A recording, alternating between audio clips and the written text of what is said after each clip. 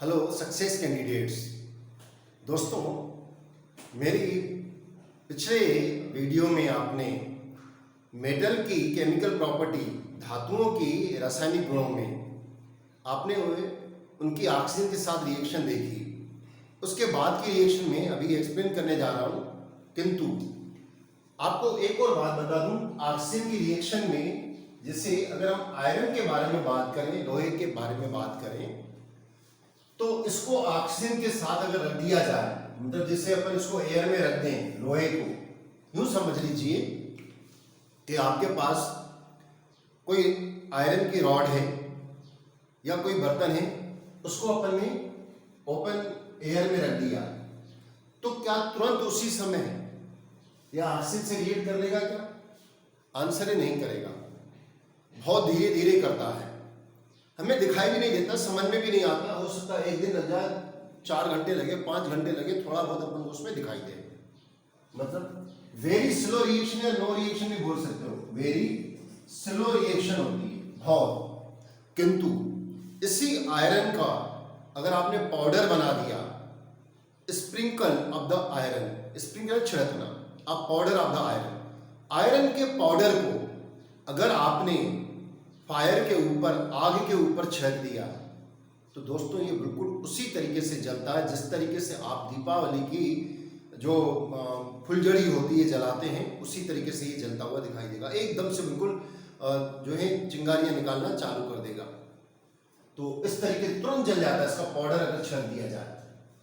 अगर, क्योंकि मैंने आपको इसलिए ये बता रहा हूँ क्योंकि एजर्सन क्वेश्चन में भी इस तरीके के क्वेश्चन आपसे पूछ सकते हैं या केस स्टडी में पूछ सकते हैं। तो क्या होता है कि उसका अगर आपने पाउडर बना के आग के ऊपर छिड़क दिया, तो बिल्कुल फुलझड़ी की तरह बिल्कुल आपको जलेगा और रेड ग्लो के साथ वो निकलने लगेंगी। कहने का इसका रीजन क्या है, आखिर ऐसा क्यों होता है कि आयरन के पाउडर को छिड़कने पर बिल्कुल आग निकल जाती है, बहुत तेजी से जलती है। मैं इसको बाद में आगे इसकी प्रॉपर्टी में बताऊंगा। तो एक थर्माइट प्रोसेस होती है, थर्माइट में शॉर्ट में यहाँ पर ही बता देता हूँ थर्माइट प्रोसेस क्या होती है, फिर अपन एक बार और इसको एक्सप्लेन करेंगे डिटेल में। थर्माइट प्रोसेस भी होती है, उसके बारे में आपको शॉर्ट में बता देता हूँ। पहले ये बताता हूँ कि आयरन का पाउडर ऐसा क्यों करता है। दोस्तों, आयरन के पाउडर में जब पाउडर के फॉर्म में अपन ले आते हैं तो उसके इलेक्ट्रॉन फ्री हो जाते हैं, ढेर सारे इलेक्ट्रॉन फ्री हो जाते हैं, जिसके कारण वो तेजी से आग पकड़ लेता है। खैर, ये इसका रीजन था। अब थर्माइट प्रोसेस क्या होती है, थर्माइट प्रोसेस भी ऐसा ही होता है। आयरन के पाउडर को भर दिया जाता है एक क्रूसिबल में। क्रूसिबल जो है ना, साइंस में क्रूसिबल एक यूँ समझ लीजिए यूटेंसिल, बर्तन वगैरह होता है जो कि ग्रेफाइट का बना हुआ होता है और ये गलता नहीं है, मेल्ट नहीं होता है। दोस्तों, ये इतना इतना उसको गर्म कर लिया जाता है कि ये खुद आपको अंगारे की तरह, बर्निंग चारकोल, ग्लोविंग चारकोल की तरह दिखेगा, रेड कलर का दिखेगा, पर ये जलता नहीं है, पिघलता नहीं, पिघलता भी नहीं है। तो इसमें क्या किया जाता है, यहाँ पर आयरन की रॉड को फंसा दिया जाता है, आयरन की रॉड को, और यहाँ पर आयरन का पाउडर भर दिया जाता है, आयरन का पाउडर। और इसके बाद एल्युमिनियम ऑक्साइड को लेकर और यहाँ पर एक रिबन डाल दी जाती है, जिसको जलने के लिए, रिबन को जलने के लिए डाल दिया जाता है। तो क्या होता है कि यहाँ पर मैग्नीशियम रहता है, मैग्नीशियम लगा दिया जाता है ताकि इसको टेम्परेचर देके इस रिबन को जला दिया जाए। जब इसमें पाउडर, एल्युमिनियम ऑक्साइड का भी पाउडर होता है और ये तो आयरन का पाउडर है, आयरन का Fe का पाउडर होता ही है। तो जैसे ही इसको रिबन का, मैग्नीशियम का रिबन जलता है, वैसे ही ये पूरा आयरन एकदम से आग पकड़ लेता है। आग पकड़ने के कारण आयरन में क्या होता है कि ये आयरन जो लिया जाता है ऑक्साइड के फॉर्म में भी हो सकता है या कैसे देता है, ये इस एल्युमिनियम को रिड्यूस कर देता है और एल्युमिनियम, उस आयरन ऑक्साइड, एल्युमिनियम का पाउडर डाल दिया जाता है और ये आयरन का ऑक्साइड होता है। तो ये क्या कर देता है, ये आयरन पिघल जाता है और आयरन पिघल जाता है और एल्युमिनियम ऑक्साइड के रूप में कन्वर्ट हो जाता है। इस तरीके से ये पिघला हुआ और ये वाला भी मेल्ट हो जाता है। ये मेल्ट आयरन रेलवे ट्रैक या मशीन के जो पार्ट में गैप होता है उसमें आके बैठ जाता है और उस तरीके से ये इसमें वेल्डिंग हो जाती है। इस प्रोसेस को थर्माइट प्रोसेस कहते हैं। थर्माइट प्रोसेस कहते हैं। इसको डिटेल और अपन देखेंगे। फिलहाल आप इसको शॉर्ट में मैंने बता दिया केवल आपको आयरन के बारे में, आयरन किस तरीके से ये काम करता है। खैर, तो ऑक्सीजन के साथ थोड़ा ये पार्ट था तो मुझे इसको करना। अब अपन देखते हैं रिएक्शन विथ वाटर। मेटल की रिएक्शन वाटर के साथ है, पानी के साथ। मेटल और यहाँ पर मैंने वाटर H2O लिया, पानी के साथ रिएक्ट करके, मेटल पानी के साथ रिएक्ट करके क्या बना देंगे, मेटल का हाइड्रोक्साइड बना देंगे। यानी मैं यूं बना देता हूं MOH बना देंगे, ठीक है ना, हाइड्रोक्साइड बना देंगे। लिख देता हूं मैं तो मेटेलिक हाइड्राइड, मेटेलिक हाइड्रोक्साइड बना देते हैं और हाइड्रोजन गैस को रिलीज करते हैं। अब इनकी जो रिएक्टिविटी होती है उसको थोड़ा ध्यान से देखिएगा। सोडियम पोटेशियम, ये दो मेटल को ले लेता हूं, हालांकि लिथियम भी रहता है। ये अगर थोड़ा सा इनको बाहर रख दिया जाए, वाटर के साथ, वाटर के कांटेक्ट में रख दिया जाए, बच्चे बहुत लैब में जैसे ही आते हैं, सर सोडियम का टुकड़ा बताइए ना, सर सोडियम के टुकड़े को पानी में डालिए ना। आपने भी करके देखा होगा, आपके टीचर ने भी आपको करवा के देखा होगा। सोडियम का जरा सा पीस हम वाटर में जैसे ही डालते हैं तो आग पकड़ लेता है। Catch the fire, start the burning, और जलना चालू हो जाता है। इसे ठंडे पानी के साथ, कोल्ड वाटर के साथ, कोल्ड लिख देता हूँ, कोल्ड वाटर, कोल्ड वाटर के साथ ही क्या कर देता है, सोडियम हाइड्रोक्साइड बना देता है और हाइड्रोजन गैस निकलती है प्लस हीट निकलती है।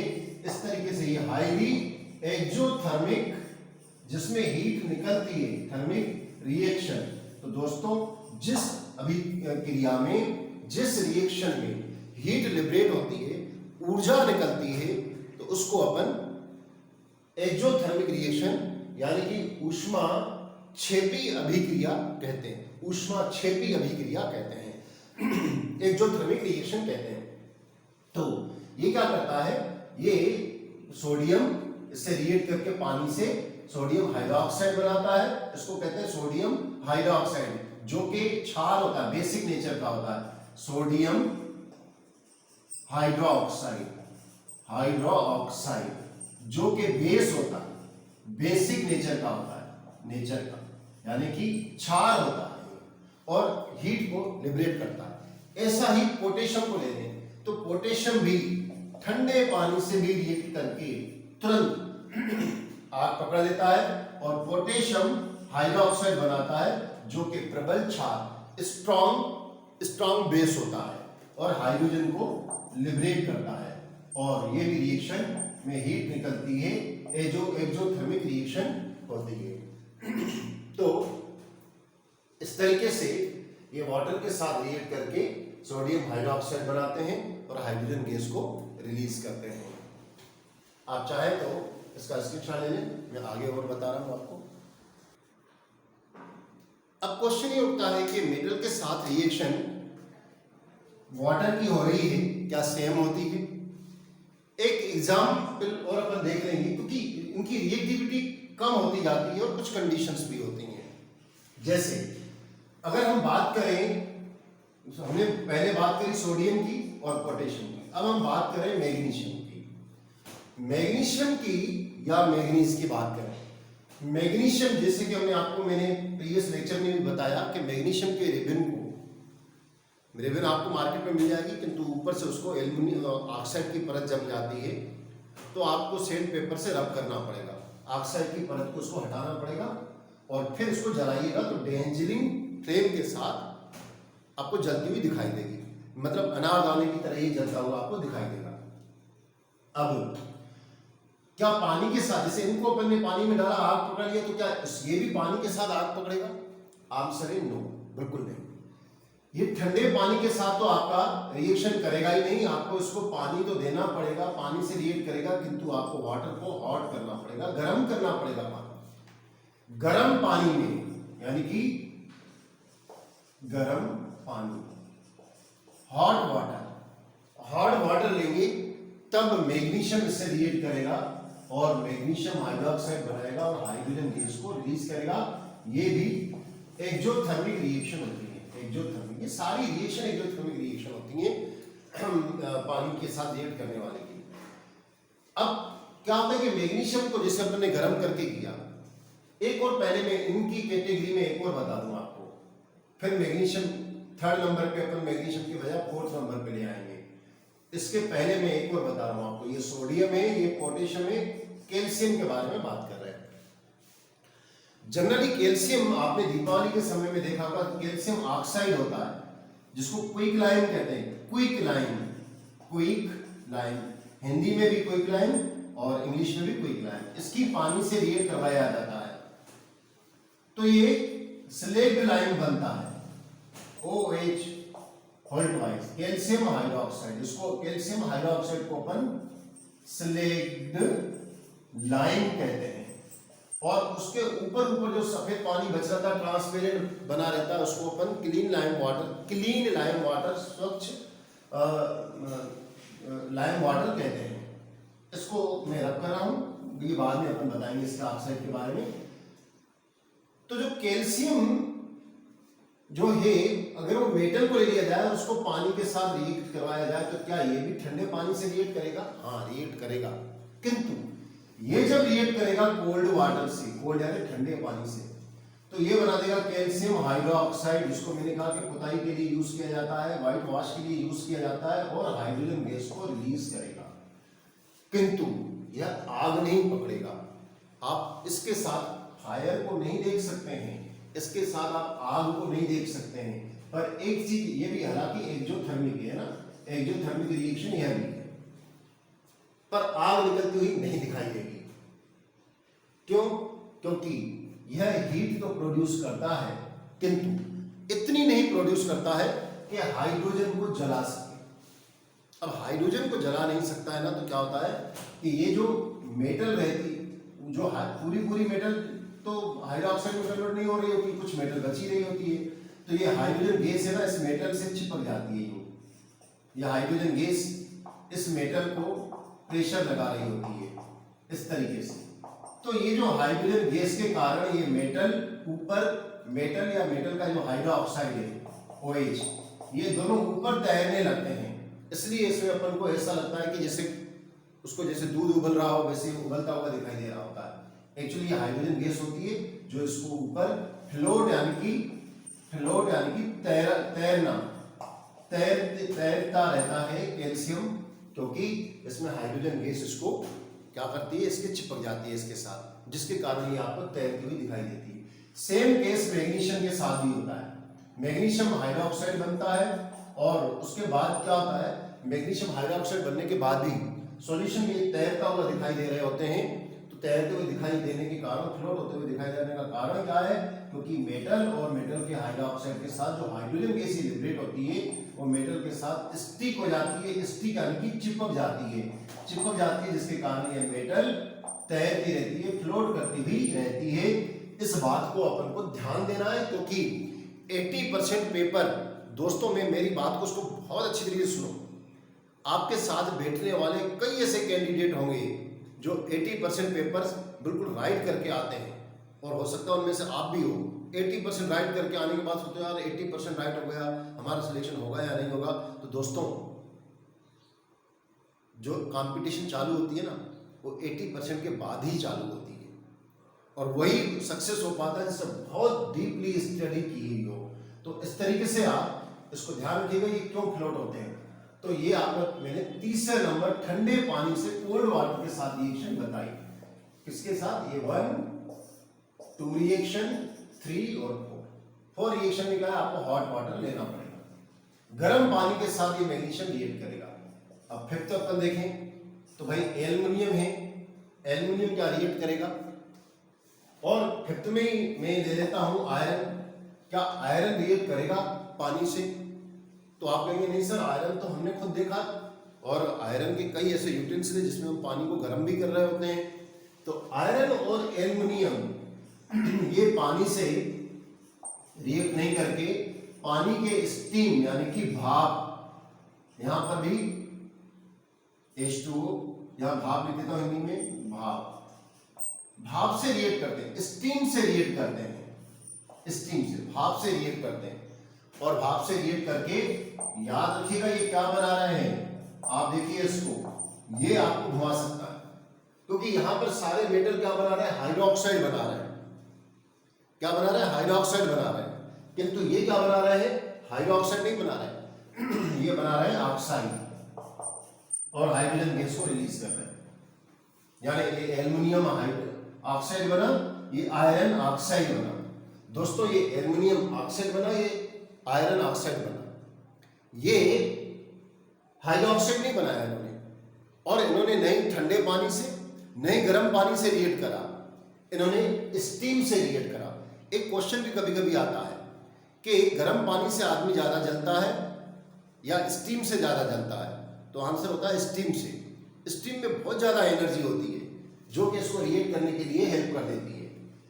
तो ये हुआ इसके साथ रिएक्शन। नेक्स्ट है, अगर ये जो कॉपर है, गोल्ड है, सिल्वर है, ये है ना, और कॉपर, गोल्ड, सिल्वर है, लेड है, गोल्ड है, ये लेड को मैं लिख देता हूं पीबी, लेड है। तो क्या ये वाटर के साथ रिएक्ट करते हैं, तो नो रिएक्शन, नो रिएक्शन, ये पानी के साथ रिएक्शन नहीं करते हैं, उस कैटेगरी में आते हैं। इस तरीके से हमने इनकी रिएक्टिविटी को देखा। आप चाहे तो इसका स्क्रीनशॉट ले लें, मैं रब करने जा रहा हूं।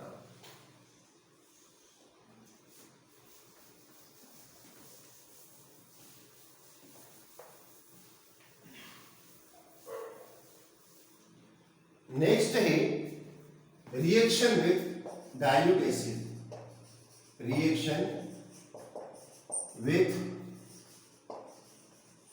Dilute acid.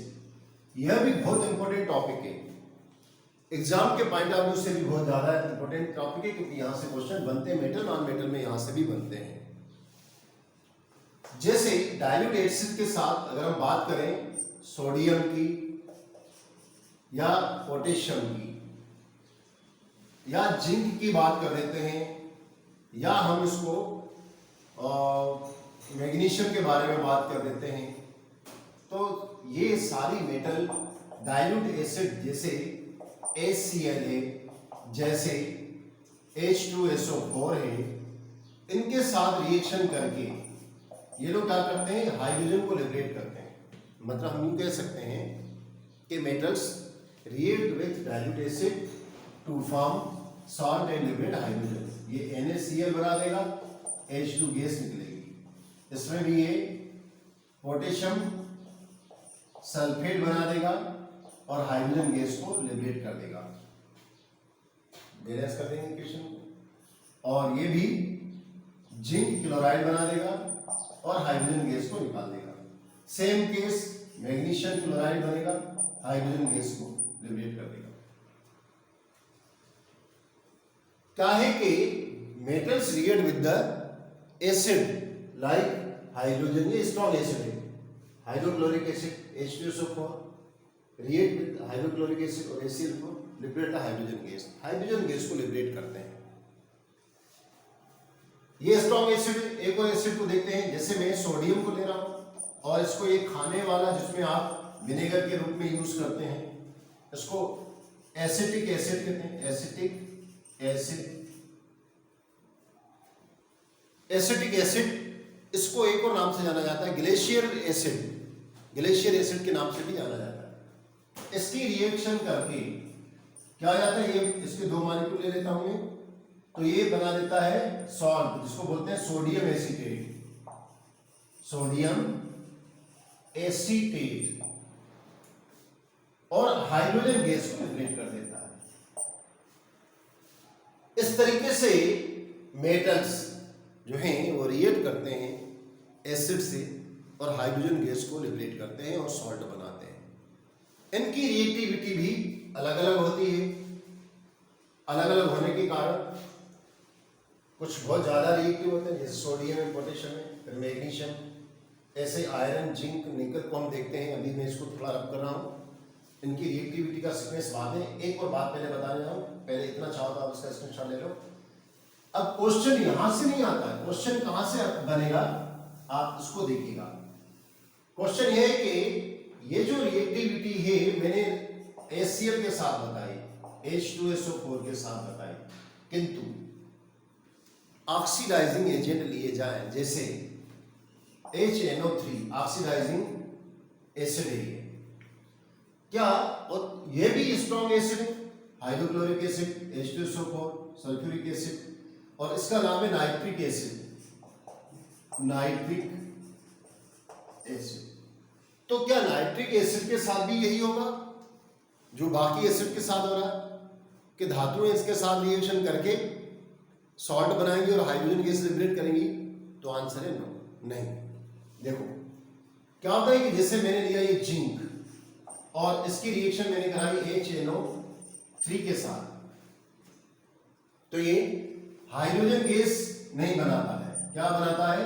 एक तो नाइट्रेट बनेगा, जिंक नाइट्रेट प्लस नाइट्रोजन का कोई भी ऑक्साइड, नाइट्रोजन का इसको कहते हैं नाइट्रोजन, इसको नाइट्रिक ऑक्साइड बोलते हैं, यहां लिख देता हूं, इसका नाम है नाइट्रिक ऑक्साइड, और NO2 इसको नाम है नाइट्रोजन डाइऑक्साइड, नाइट्रोजन डाइऑक्साइड, और N2O बना देता हूं जिसको कहते हैं नाइट्रस ऑक्साइड, जिसको लॉकिंग गैस के नाम से भी जाना जाता है लास्ट वाले। तो इनमें से कोई भी ऑक्साइड भी बनाता है, जैसे मैंने NO बना दिया, बाद में बैलेंस करके देख रहा हूं कि आप मुझे बनना चाहिए, और बना देता है H2O। अब इस रिएक्शन की मैकेनिज्म को ध्यान से सुनिए। क्या होता है कि जब ये रिएक्शन होती है तो क्या हाइड्रोजन गैस नहीं बनती है? बनती है। इस रिएक्शन में भी हाइड्रोजन गैस बनती है, किंतु जो नाइट्रिक एसिड है वो हाईली ऑक्सीडाइजिंग एजेंट है, ये ऑक्सीजन को उपलब्ध करवा देता है। तो जो हाइड्रोजन गैस बनती है रिएक्शन में, वो इसकी ऑक्सीजन के साथ ही नाइट्रिक ऑक्साइड नाइट्रिक एसिड के ऑक्सीजन से ही रिएक्ट करके वाटर बना देती है, यानी कि जो हाइड्रोजन बनता है उस बेचारे का ऑक्सीडेशन हो जाता है और ऑक्सीजन का रिडक्शन हो जाता है और वाटर बन जाता है।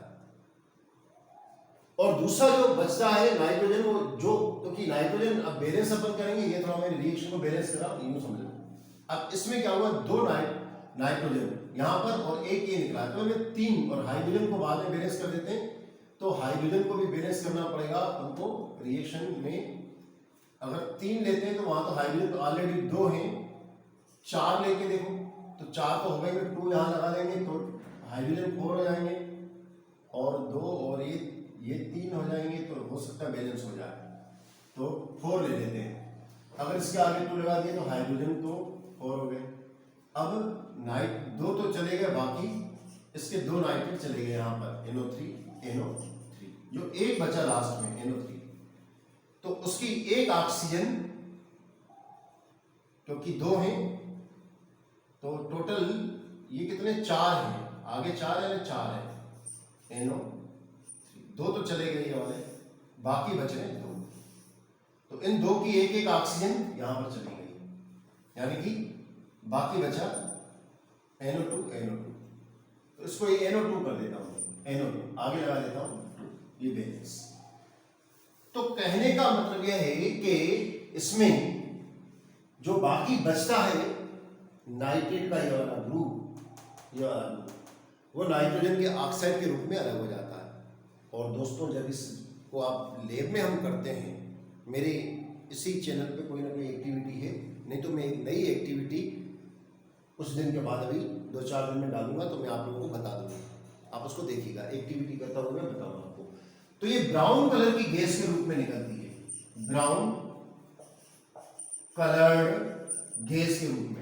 फिर इन तीनों में से कोई सा भी निकल सकता है, डिपेंड करता है कौन सा मेटल लिया है आपने, डिपेंड करता है कि आपने इसका कंसंट्रेट कितना लिया, डाइल्यूट कितना इसको डाइल्यूट किया है, उसके बेस पे ये निकलती है, नाइट्रोजन निकलती है ब्राउन कलर। टेस्ट ट्यूब में अगर आपने मेटल लिया और उसमें आपने HNO3 डाल दिया, दोस्तों आप आश्चर्यचकित हो जाएंगे, पूरी टेस्ट ट्यूब आपकी ब्राउन वेपर से भर जाएगी बिल्कुल। तो इस तरीके से ये वाटर बना देता है इसमें, न कि हाइड्रोजन गैस को लिबरेट करता है और नाइट्रोजन का ऑक्साइड बनाता है जो कि ब्राउन कलर का होता है। ध्यान देना है अपन को। अब बात यह हो रही है कि यहाँ पर जो रिएक्शन मैंने जिंक के साथ करवाई, तो क्या ये किसी केस में भी हाइड्रोजन लिबरेट नहीं करता है? तो एक केस में ये हाइड्रोजन को लिबरेट करता है, वो ध्यान से देखिएगा। कौन सा केस है वो? मैग्नीशियम और मैग्नीज, ये दो मेटल होती है, मैग्नीशियम और मैग्नीज। अगर इनको बहुत ही वेरी डाइल्यूट और कोल्ड, ठंडा भी होना चाहिए, कोल्ड, कोई भी कोल्ड HNO3 वेरी डाइल्यूट होना चाहिए और कोल्ड HNO3 होना चाहिए, तब ये क्या कर देता है? मैग्नीशियम नाइट्रेट बना देता है और हाइड्रोजन गैस को रिलीज करता है। तब ये हाइड्रोजन गैस को रिलीज करता है। ऐसे ये मैग्नीज, तो ये भी आपको कंडीशन वेरी डाइल्यूट होना चाहिए और 2HNO3 भी देता हूं मैं, और कोल्ड होना चाहिए, एसिड कोल्ड होना चाहिए। तो ये मैग्नीज नाइट्रेट बना देगा और हाइड्रोजन गैस रिलीज कर देगा। दोस्तों क्या हुआ कि मैंने भी ये बच्चों को करवा के बताया लैब में, मैं ध्यान नहीं रहा, मैंने ये समझ लो कि मेरे माइंड से स्लिप हो गया, पर मैंने उनको बोल दिया, मैंने कहा कि ऐसा है कि सर इसमें हाइड्रोजन गैस निकलती ही नहीं है क्या? लैब में लेके गया, मैंने कहा क्यों नहीं निकलती है? निकलती है, मैग्नीज के साथ निकलेगी और मैग्नीशियम के साथ। तो मैग्नीशियम की रिबन तो थी, थोड़ा सा मैंने पीस काट के मैंने कहा देखो कैसे निकलती है, और मैंने उसको उठा के डाइल्यूट HNO3 डाल दिया। डाइल्यूट HNO3 जैसे डाला तो वापस वो ब्राउन कलर की वेपर आने लगी। अब NCERT की बुक में भी लिखा हुआ है कि हाइड्रोजन गैस निकलती है, तो कह रहे सर ये तो वापस वही निकल रही है, हाइड्रोजन गैस तो निकली नहीं। हाइड्रोजन गैस निकलती तो ब्राउन कलर नहीं आता, ट्रांसपेरेंट गैस निकलती, और बर्निंग मैचस्टिक ले जाते या मोमबत्ती लेके जाते तो पॉप के साउंड के साथ जलती, ऐसा कुछ नहीं हो रहा था। तो मैंने कहा बेटा ऐसा है कि पहले तो मैंने उनको कहा ठीक है, बाद में मैंने कहा कि बेटा ऐसा है कि कुछ कंडीशन है, फिर हमने इसको बहुत डाइल्यूट किया। उसके बाद जो निकल रही थी ब्राउन वेपर तो थोड़ी कम निकल रही थी। मैंने कहा इसके बाद मैं नहीं कर सकता हूँ, क्यों? क्योंकि कोल्ड वाटर चाहिए। उस समय हमारे पास लैब में कोल्ड, मतलब इसको वाटर के अराउंड HNO3 कोल्ड चाहिए, यानी कि किसी फ्रिज वगैरह में उसको रखूँ थोड़ी देर के लिए, उसके बाद वो रिएक्शन, तो इसलिए वो रिएक्शन वहाँ पर हो नहीं पाई। मतलब ये दो कंडीशन याद रखिएगा कि वेरी डाइल्यूट HNO3 होना चाहिए और कोल्ड होना चाहिए, तब मैग्नीज और मैग्नीशियम और मैग्नीज ये हाइड्रोजन को लिबरेट करेंगे, अदरवाइज नहीं करेंगे। क्लियर? तो बाकी मेटल भी हैं जो एसिड के साथ रिएक्ट करती हैं और हाइड्रोजन गैस को लिबरेट करती हैं। इनकी रिएक्टिविटी के बारे में अगर बात की जाए, चाहे तो उसका आप स्क्रीनशॉट ले लें। इनके रिएक्टिविटी के बारे में बात करें तो इनकी रिएक्टिविटी कैसे होगी, इनकी रिएक्टिविटी को यूं समझ लीजिए। मैग्नीशियम में जब आप डालेंगे एसिड, कोई सा भी एसिड, जैसे अपन HCl बोले, H2SO4 डालें, आप उसको ध्यान से देखिएगा। फिर आप देखिएगा, सोडियम और पोटेशियम की तो बात ही नहीं कर रहा हूँ, ये तो इतने ज्यादा रिएक्टिव होते हैं कि यार हाथ पकड़ लेते हैं, तो बड़ा रिस्की होता है उनके साथ करना। मैं उनके बारे में आए तो भैया ये नंबर 1 पे यही आते हैं, ठीक है ना? नंबर 1 पे तो यही आएंगे, यहाँ लिख देता हूँ KNA, यहां से देख लेते हैं अपन। और दूसरा अपन अगर ले लें कैल्शियम को ले लें, या अपन इसको आयरन को ले लेते हैं। आयरन को, अब मैंने आयरन ले लिया और मैंने इसमें लेड ले लिया, ठीक है ना? तो या जिंक ले लिया। एग्जाम में आएगा कि इनकी एसिड के साथ रिएक्टिविटी का सही सीक्वेंस लिखिए। तो एसिड के साथ रिएक्टिविटी क्या होगी? तो मैंने आपको जो सीरीज बताई थी, के ना का मल जी फे सन पल, ठीक है ना? तो इनका सीक्वेंस क्या होगा? इसका सीक्वेंस सही क्या होगा? पहले पोटेशियम होगा, फिर सोडियम होगा, फिर मैग्नीशियम होगा, उसके बाद कैल्शियम होगा, फिर आयरन नहीं होगा, क्या होगा? जिंक होगा, उसके बाद आयरन होगा, ठीक है ना? और अगर जिंक से पहले एल्युमिनियम होता तो एल्युमिनियम होगा, और फिर जिंक होगा, फिर मैंने इसमें लेड भी दिया था, नहीं लेड नहीं दिया। तो इस तरीके से आप इस सीरीज के अकॉर्डिंग इनकी रिएक्टिविटी को देखोगे। और लैब में हमने इस रिएक्टिविटी को कैसे देखते हैं, कैसे हम एग्जामाइन करते हैं कि कौन सबसे ज़्यादा रिएक्टिव है। तो इसमें से जो बबल्स निकलते हैं वो डिसाइड करते हैं कि कौन ज़्यादा रिएक्टिव है, कौन कम रिएक्टिव है। मैग्नीशियम में सबसे ज़्यादा इसमें, सबसे ज़्यादा उसके बाद इसमें, और उसके बाद इसमें मैग्नीशियम में, इस तरीके के सीक्वेंस से चलता है। ये इसकी रिएक्टिविटी को बताता है। तो ये थी एसिड के साथ रिएक्शन। अब फिर से मैं एक बात बोलने जा रहा हूं, फटाफट देखिएगा। Reaction with salt solution. अब इसमें भी रिएक्टिविटी सीरीज देखेंगे अपन। के, ना, का, मल, ए है ना, इसमें मल, जी, फे, सन, पब, H, C U, H G, A G, A U, ये सीरीज है।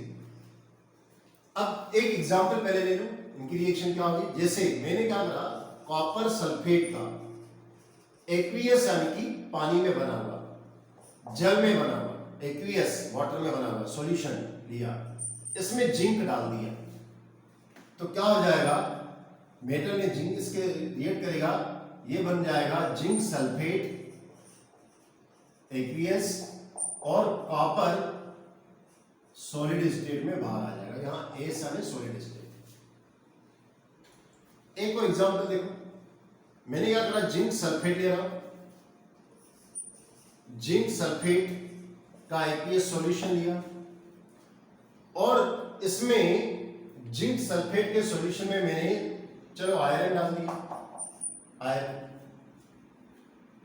तो क्या ये आयरन इसको हटा पाएगा, या यूं कॉपर ले लेता तो क्या ये रिएक्शन पॉसिबल हो जाती, Fe2SO4 प्लस Zn बाहर हो जाता।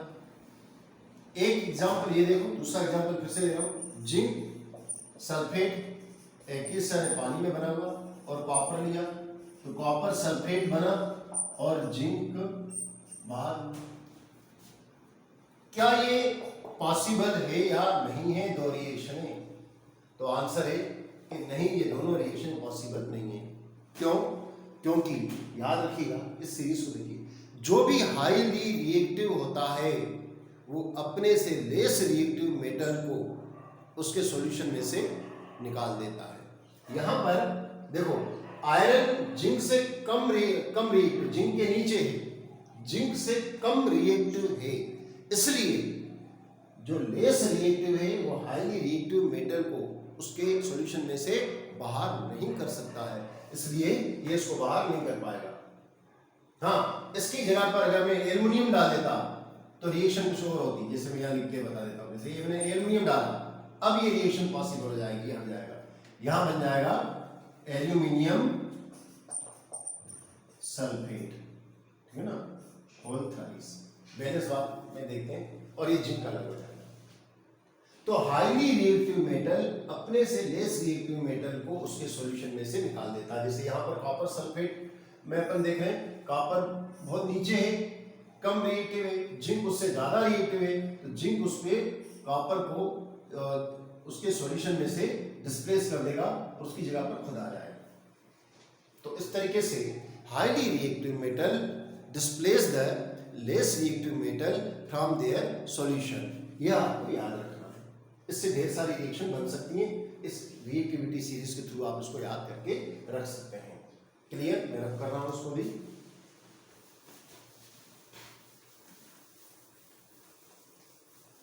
नेक्स्ट है रिएक्शन विद हाइड्रोजन। कुछ डायरेक्टली चलो, रिएक्शन विद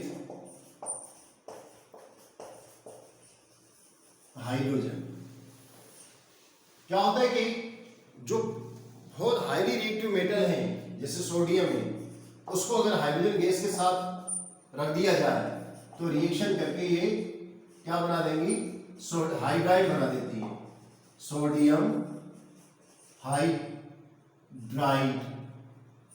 हाइड्राइड, यानी हाइड्रेट बनाती है सोडियम, इसको हाइड्रेट के नाम से भी जाना जाता है। जैसे पोटेशियम को लें, पोटेशियम से रिएक्ट करके पोटेशियम हाइड्राइड बना देती है, बैलेंस कर। ऐसे ही क्लोरीन की reaction with chlorine, reaction with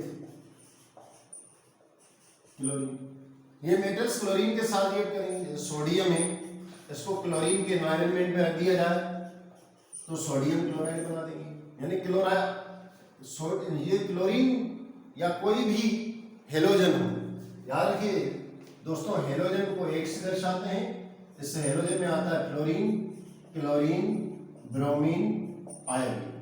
तो क्या बनाएंगे, क्लोराइड, फ्लोराइड, ब्रोमाइड, आयोडाइड। जैसे मैं अगर इसमें फ्लोरीन के साथ रिएक्शन करूं तो ये पोटेशियम फ्लोराइड बनाएगी।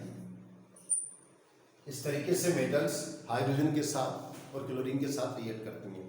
दोस्तों आज के लिए इतना। इसका केमिकल प्रॉपर्टी का एक और मुझे वीडियो बनाना पड़ेगा जिसमें नॉन मेटल की रिएक्शन हम केमिकल प्रॉपर्टी, नॉन मेटल की केमिकल प्रॉपर्टी बताएंगे। दोस्तों वीडियो को अधिक से अधिक शेयर करें। ये 10th के स्टूडेंट के लिए भी बहुत ज़्यादा इंपॉर्टेंट रखता है, क्योंकि डिटेल स्टडी अगर करेगा तो उसके MCQs वगैरह और एजर्शन वगैरह के क्वेश्चन कोई भी सिलेक्ट नहीं होंगे। Thank you, have a nice day.